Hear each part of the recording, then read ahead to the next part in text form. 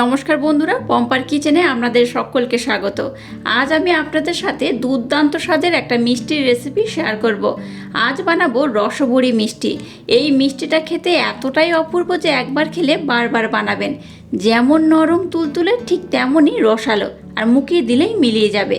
সুজি আর অল্প একটু দুধ দিয়ে বানানো এই মিষ্টিটা যাকে বানিয়ে খাওয়াবেন সেই আপনাকে ভীষণ প্রশংসা করবে, আর কিভাবে বানিয়েছেন জানতে চাইবে।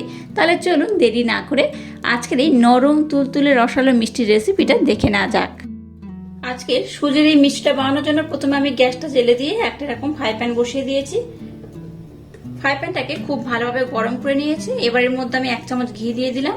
এই 1 চামচ ঘি দিলেই হবে। ঘিটাকে দেখুন একটু ভালোভাবে গরম করে নিয়েছি। এবার এই বাটির মাপ করে 1 বাটি আমি সুজি দিয়ে দেবো। খুব বেশি নয়, 1 বাটি দিলেই হবে। গ্যাসের ফ্লেমটাকে একদম লো রেখে এবার সুজিটাকে আমি একটু আলতোভাবে নাড়াচাড়া করে ভেজে নেব। তবে গ্যাসের ফ্লেমটাকে একদম লো রাখবেন। হাই দিলে কিন্তু সুজিটার কালার পরিবর্তন হয়ে যাবে, আবার সুজিটা আবার লাল হয়ে যাবে। তাই গ্যাসের ফ্লেমটাকে একদম লো রেখে কন্টিনিউ এইভাবে নাড়াচাড়া করবেন। দেখবেন সুজিটা সাদাও থাকবে আর সুজির মধ্যে কাঁচা স্মেলটাও চলে যাবে। দেখুন সুজিটাকে আমি 3 থেকে 4 মিনিট সময় দিয়ে খুব ভালোভাবে কিন্তু ভেজে নিয়েছি। আর সুজিটা দেখুন কালারটা কিন্তু পরিবর্তন হয়নি, জাস্ট এইরকমই সাদা থাকবে। এবার এর মধ্যে আমি অ্যাড করব দুধ।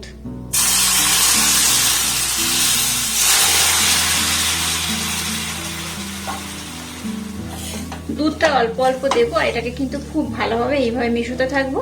আচ্ছা, এখানে যতটা আমি সুজি ব্যবহার করেছি তার 3 ডবল কিন্তু এখানে দুধ ব্যবহার করতে হবে। দুধের পরিমাণটা একটু বেশি লাগবে। আবারও বলছি, যে বাটির মাপ করে আমি সুজি নিয়েছি এই বাটির মাপ করে 3 বাটি এখানে দুধ লাগবে। দুধটাকে অল্প অল্প দেবো, আর এইভাবে কিন্তু খুব ভালোভাবে মাখিয়ে নেব। এবার এখানে একদম সামান্য একটু লবণ দিয়ে দেবো। যে কোনো মিষ্টি জিনিসে একটু কিন্তু লবণ ভালো লাগে, তাই একটু লবণ দিয়ে দিলাম। দিয়ে দেবো সামান্য একটু এলাচ পাউডার। আবার একটু আমি দুধ দিয়ে দেবো।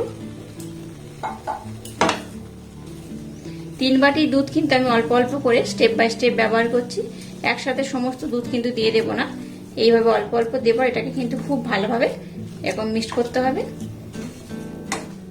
দেখুন সম্পূর্ণ দুধটাকে আমি দিয়ে দিলাম। এবার 3 বাটি দুধ দিয়ে দিলাম।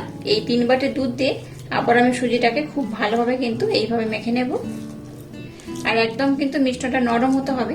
তো আমি আপনাদের দেখিয়ে দেবো মিষ্টিটা কেমন হলে আজকের মিষ্টিটা একদম পারফেক্ট হবে।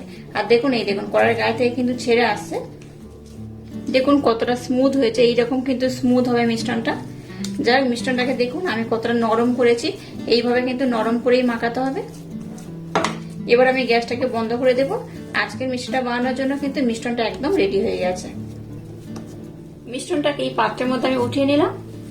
এবার মিষ্টিটাকে আমি একটু হালকা ঠান্ডা করে নেব।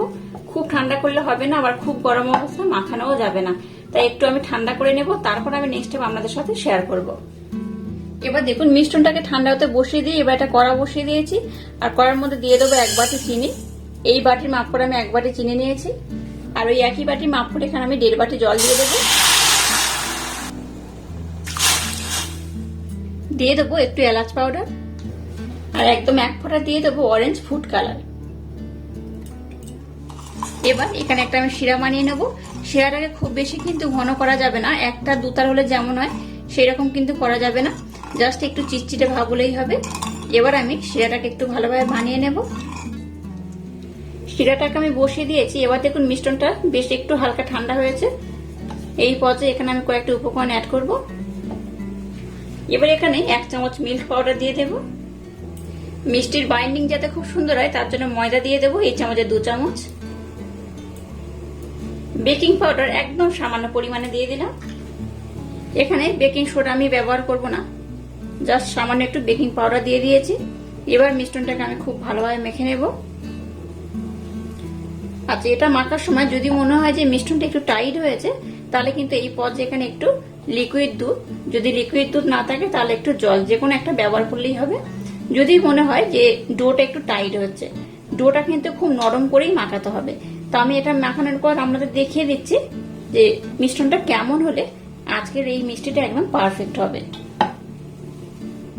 এখানে কিন্তু আমার এক্সট্রা করে জল বা দুধের প্রয়োজন হবে না, যেহেতু আমি একেবারে মিশ্রণটাকে একটু নরম করেই মেখেছিলাম, দেখে বুঝতেই পারছেন হাতের মধ্যে কিন্তু লেগে যাচ্ছে, তাই আমার কিন্তু দুধের প্রয়োজন হবে না। যদি আপনাদের জল বা দুধের প্রয়োজন হয় একটু অ্যাড করতে পারেন, তাতে কোনো সমস্যা নেই। দেখুন মিশ্রণটাকে আমি খুব ভালোভাবে মেখে নিয়েছি আর কতটা মোলায়েম হয়েছে। দেখুন এই মিশ্রণটা কিন্তু এইরকমই মোলায়েম হবে, দেখে বুঝতেই পারছেন কতটা নরম হয়েছে। এবার হাতের মধ্যে একটু আমি ঘি নিয়ে নিলাম। এবার এখান থেকে আমি অল্প অল্প মিশ্রণ নেব, খুব বেশি না, এইভাবে অল্প অল্প নিলেই হবে। নিয়ে এটাকে এবার আমি হাতের মাধ্যমে একটু প্রেসার দিয়ে দিয়ে বা একটু চাপ দিয়ে দিয়ে একটু গোল করে নেব। আমি যখন গোল করবেন দেখবেন এই ডোয়ের মধ্যে যেন না কোনো ফাটল থাকে, যদি ফাটল থাকে তাহলে কিন্তু মিষ্টিগুলো ভেঙে যাওয়ার সম্ভাবনা থাকবে। এইভাবে হাতের মাধ্যমে একটু প্রেসার দিয়ে দিয়ে বা একটু চাপ দিয়ে দিয়ে গোল করে নেব। নিয়ে এইভাবে আমি একটু চ্যাপটা করে নেব হাতের মাধ্যমে। এই দেখুন কোথাও কিন্তু ফেটে যায়নি, ধারগুলো দেখাচ্ছে, দেখুন বুঝতেই পারছেন একদম কিন্তু খুব সুন্দরভাবে হয়ে গেছে। আর ধারগুলো ফাললে কিন্তু হবে না, ধারগুলোকে এইভাবে কিন্তু খুব সুন্দরভাবে স্মুথ ভাবে বানিয়ে নিতে হবে। আর এইভাবে আমি অল্প অল্প মিশ্রণ নেব আর একই রকম ভাবে গোল করে একটু চ্যাপটা করে নেব। এই মিষ্টিগুলোর স্বাদ অসাধারণ হয়, একবার খেলে দেখবেন আপনাদের বারবার খেতে ইচ্ছা হবে। আর এটা বানাতে খুব একটা বেশি সময়ও লাগে না, দেখে বুঝতেই পারছেন খুব কম সময়ে আর খুব কম উপকরণ এটা বানানো হয়ে যায়। এই দেখুন ধারগুলো দেখেছেন কত সুন্দর হয়েছে।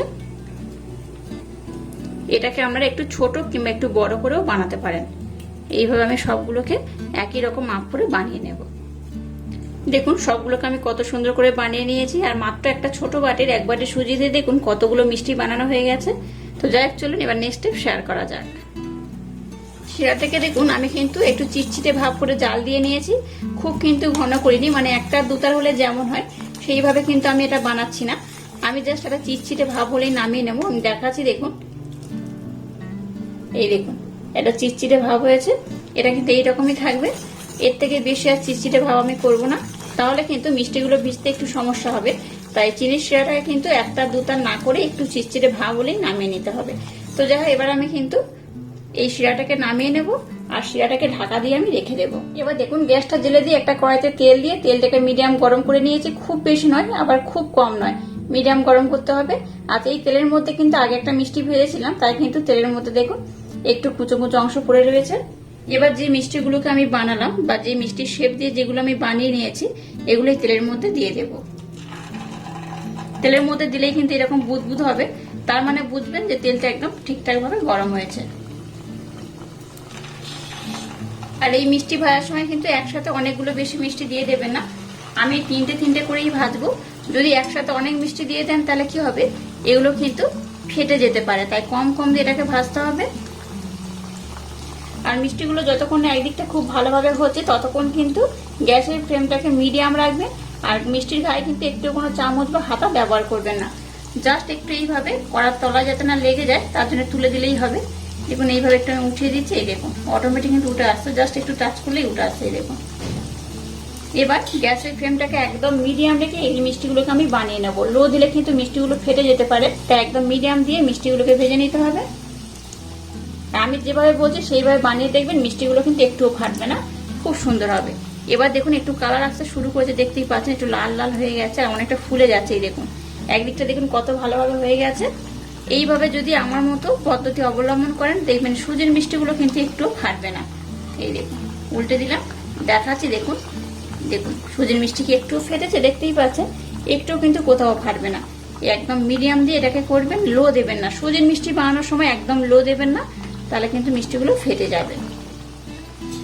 দেখুন মিষ্টিগুলোকে কত সুন্দর কালার করে ভেজে নিয়েছি, দেখুন কোনো দিকে কিন্তু একটুও ফাটেনি। আমি দেখাচ্ছি দেখুন, দুটোকে উঠিয়ে দেখাচ্ছি, দেখুন মিষ্টি কিন্তু কোথাও ফেটে যায়নি। যেভাবে বানিয়েছে এইভাবে বানাবে, এটা কিন্তু খুব সুন্দর হয়। যাই হোক এবার এগুলোকে আমি উঠিয়ে নেব, এগুলো কিন্তু ভাজা হয়ে গেছে। এইভাবে একটা ছানির মধ্যে নিয়ে নেব, নিলে কি হবে এক্সট্রা তেলগুলোকে কিন্তু ঝরিয়ে নেওয়া যাবে। একইভাবে সব মিষ্টিগুলোকে আমি বানিয়ে নেব। এবার দেখুন গরম গরম শিরাটাকে আমি নিয়ে নিয়েছি, শিরাটা একটু গরম রয়েছে আর মিষ্টিগুলো কিন্তু বেশ গরম রয়েছে। মিষ্টিগুলোকে এই গরম শিরার মধ্যে দিয়ে দেবো। এবার এই মিষ্টিগুলোকে শিরার মধ্যে দিয়ে আমি কিন্তু ভিজিয়ে রাখবো। মিষ্টিগুলোকে শিরার মধ্যে দিয়ে কিন্তু আর ফোটাবেন না, জাস্ট এটাকে এইভাবে একটু ভিজিয়ে রাখলেই হবে। তো এটা ভিজানোর পর বা এটা একদম নরম হয়ে যাওয়ার পর আমি আপনাদের বলে দেবো যে এটা ভিজতে কতটা সময় লাগলো। এই মিষ্টিগুলো কিন্তু অসম্ভব মজাদার খেতে হয়। একবার খেলে দেখবেন আপনারা বারবার খাবেন। তো যাই হোক, এবার এটাকে আমি ঢাকা দিয়ে ভিজিয়ে রেখে দেবো। দেখুন মিষ্টিগুলোকে আমি চিনি শিরার মধ্যে দিয়েছিলাম, দেখুন কত সুন্দর হয়েছে, একদম কিন্তু ফুলে ডবল হয়ে গেছে। এটা তো শুধু দেখতে নয়, এটা দেখতে যেমন সুন্দর, খেতে কিন্তু তেমনই অপূর্ব, অসাধারণ। আমার মতো অবশ্যই একবার ট্রাই করবেন, আশা করছি আপনাদের ভীষণ ভালো লাগবে। এইভাবে খুব কম সময়ে কিন্তু আপনারা অতিথিও আপ্যায়ন করতে পারেন। অতিথি আপ্যায়নের জন্য দারুণ কিন্তু এটা মিষ্টির রেসিপি। মিষ্টিগুলো দেখুন এই প্লেটের মধ্যে সাজিয়ে নিয়েছি। এবার এটাকে আমি খুব সুন্দর করে ডেকোরেশন করে দেব। তার জন্য দেখুন এখানে আমি দিয়ে দিচ্ছি আমন্ড। আমন্ডটাকে এইভাবে কিন্তু আমি টুকরো টুকরো করে কেটে নিয়েছি।